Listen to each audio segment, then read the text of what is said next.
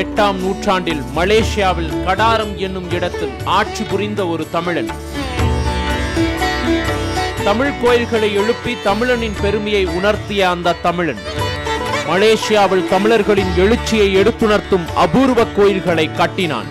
தமிழர்களுக்கும் மலாயர்களுக்கும் ஒற்றுமையை அக்கோயில்கள் நிலைநாட்டின. இன சமய பண்பாட்டு அடையாளங்களை உலகிற்கு எடுத்துக்காட்டிய கோயில்கள்.